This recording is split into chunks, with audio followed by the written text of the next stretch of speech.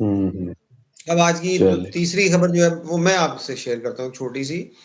جی جی عمران خان صاحب کے خلاف جو نو کانفیڈنس آیا، اس میں بڑا کہا گیا جی کہ آپ کی آرمی اور سارا کچھ جو ہے وہ نیوٹرل ہو گیا جی۔ آرمی سے مراد یہ ہے کہ کیونکہ میجر جو شیئر ہے آپ کی اسٹیبلشمنٹ میں یا میجر پاور جو ہے وہ آرمی ہے۔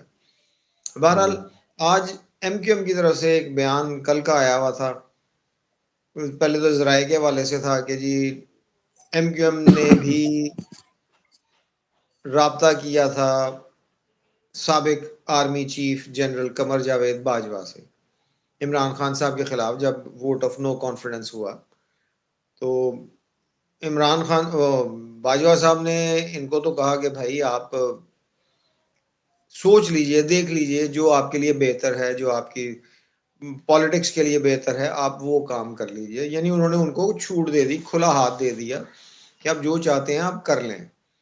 اب یہ دوسرا آ گیا، دوسری مثال آ گئی۔ اس سے پہلے مونی سلائی صاحب نے بھی یہی کہا تھا، لیکن انہوں نے سیدھی ایک بات کہی تھی، انہوں نے کہا تھا کہ باجوہ صاحب نے کہا تھا کہ آپ ان کے ساتھ رہیں، لیکن ایم کیو ایم کو انہوں نے کہا جی کہ آپ جو مرضی کر لیں۔ اچھا، آج فروغ نسیم صاحب جو ایم کیو ایم کے رکن تھے اور وزیر آپ کے قانون بھی رہے پی ٹی آئی کے دور میں، آج انہوں نے اس بات کو کنفرم کر دیا کہ بھائی بالکل آرمی سے مشورہ کیا گیا تھا، باجوہ صاحب سے کہا گیا تھا، اور باجوہ صاحب نے کچھ اسی طرح سے بات کی تھی کہ جو آپ کے لیے آپ سمجھتے ہیں مناسب ہے آپ کریں۔ اب بات یہ ہے کہ اس میں یہ ساری باتیں جو ہے نو کانفیڈنس سے پہلے کی ہیں، تو باجوہ صاحب کی جو جانے سے پہلے تقریر تھی، آپ کہہ رہے ہیں جی کہ فروری میں ہم نیوٹرل ہو گئے تھے۔ اگر آپ نیوٹرل ہو گئے تھے تو مجھے اس بات کی ابھی تک سمجھ نہیں آ رہی کہ پھر اس کے باوجود کہ سیاسی جماعتیں یا انسٹرکشنز آرمی کی طرف سے کیوں آ رہی تھی؟ اب آپ نے جانے سے پہلے آپ نے اناؤنس کیا کہ جی ہم نے تو جی فروری مارچ سے ہم پالیٹکس سے باہر آ گئے ہیں، لیکن پالیٹکس سے باہر آنے کا کیا مطلب ہوا آپ کے؟ کہ آپ نے ایک گیم چلا کے، ایک مینیپولیشن کر کے اس کے بعد آپ نکلے ہیں اس سے، پالیٹکس سے۔ اس سے پہلے دیکھیے ہمارے ملک میں سب سے بڑی گڑبڑ یہ ہے کہ یہ ایک دوسرے کو کوئی سلیکٹڈ اور کوئی الیکٹڈ کیے چلے جا رہے ہیں۔ بات یہ ہے کہ پاکستان میں ہمیشہ سے سلیکٹڈ گورنمنٹس ہی آتی رہی ہیں، جس کو نوڈ ملتی تھی آپ کی اسٹیبلشمنٹ، جس سے کہتی تھی اچھا بھی تم اب آ جاؤ۔ یہاں پہ پہلے تو وہ میوزیکل چیئرز ہو رہی تھی 2 پارٹیز کی، اب انہوں نے 3 کر لی ہیں۔